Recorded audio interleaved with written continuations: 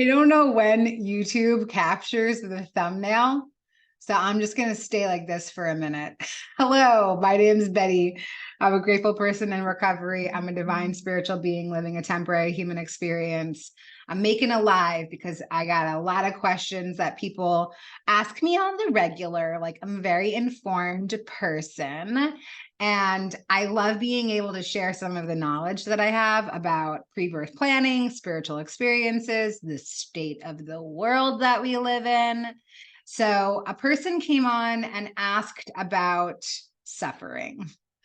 And I think that the reason why we choose suffering in our lives, perceived suffering, because nothing here is actually real. We're actually just dreaming. We're spirits that are playing a video game together. So we have kind of these VR headsets on, and these are our 3D avatars, but we think that this is who we actually are. But there's so much evidence to say that this is not who we are. I mean, think about the fact that when someone dies, that they become lifeless, like their spirit has left their body. There's some sort of energy fueling.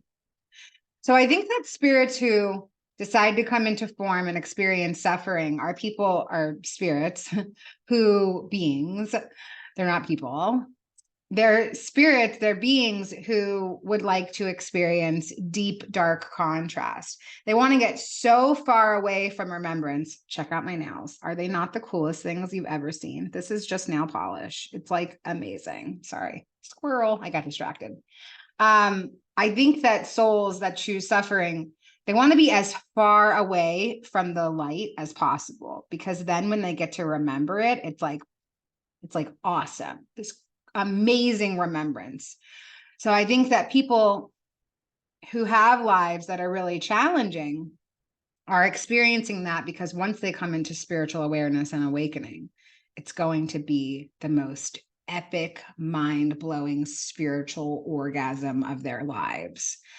For me, my life was riddled in drug addiction, prostitution, homelessness, dereliction, depravity, suicide loss, suicide attempts, just really, really dense experiences. And now that I have this remembrance that I'm actually a divine spirit, only thinking that I'm here, only dreaming that I'm here, man, my life is so much more expansive. I know I have this unwavering faith today that cannot shake any piece of my being.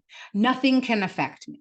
No illness, no circumstance, no suffering, no person, no place, no thing. Nothing can affect or deter my unwavering faith.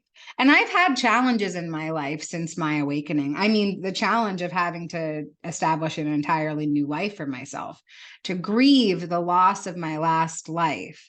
And I think that that's why a lot of people maybe experience the perceived struggle with suicidal ideation. People want to die because they don't understand that a piece of them is calling to die.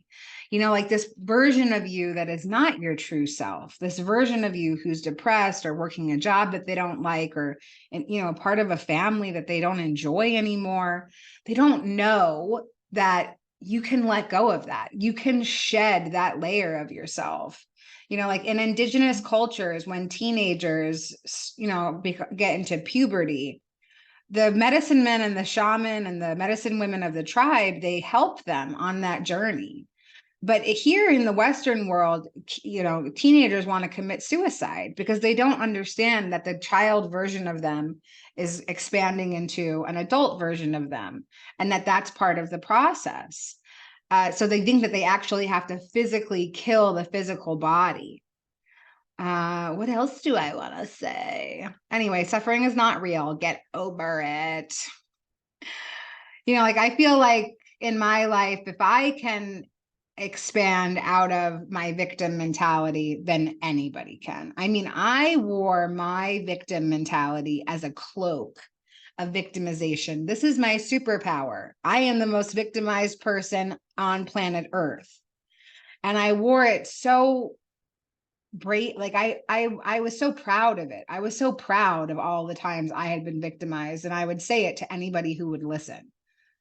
Some of the things that I thought victimized me were that my parents committed suicide when I was 23 together. And so I would just go around telling anybody who would listen about that. That's harmful. It's harmful to other people. It didn't have a place in the conversation. People will be like, do you like chocolate ice cream or vanilla? I'd be like, my parents died by their own hand. That's insanity. Thinking that holding on to the victim's story was going to empower me in some way, because if I can share all of my victimization, then you don't have a chance to use any of it against me. And, having that shift in my life today of being not only empowered by the perceived struggles that I've overcome, but being compassionate and empathetic to others who are still in their victim mentality, and having the tools today to assist others in overcoming those narratives. They're no longer happening to me. Everything happens for me because I have chosen it on some soul level for the evolvement of myself. I'll give you for instance. When I first started dating my partner, this was like 3 years ago, we had gotten into our first fight, and I had never really tried to have a conscious relationship with anyone. And I was devastated. And I actually thought that I was going to relapse and go back and use alcohol to cope with the way that I was feeling. And I was totally victimized. I was living in it. I was crying. And I opened up A Course in Miracles to a random page, and it said something along the lines of, everything that I see, I have asked for. And it was such a perfect message for me at the time, because I recognized the fact that this situation was going to assist me in growing, in becoming the partner that I want to become, and becoming the woman that I want to become, the human that I want to become.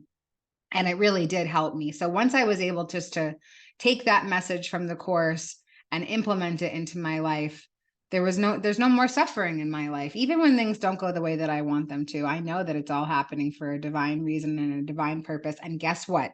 I get to decide what that purpose is. This is a totally beautiful, creative experience being a human, and you get to design your belief system. I hear a lot of people say, I wish I could believe. Guess what? You can. All you have to do is just let go of other people's ideas of beliefs. So I have a couple of atheists in my life, and they say, I wish I could believe the way that you believe, but you can. If you don't have a miracle that you can lean back on, or some faith that you can lean on in your own life, please look at a before and after picture of me and understand that there is something bigger happening here. And you get to design your belief system. You are in charge of it. You don't have to subscribe to anybody else's belief system.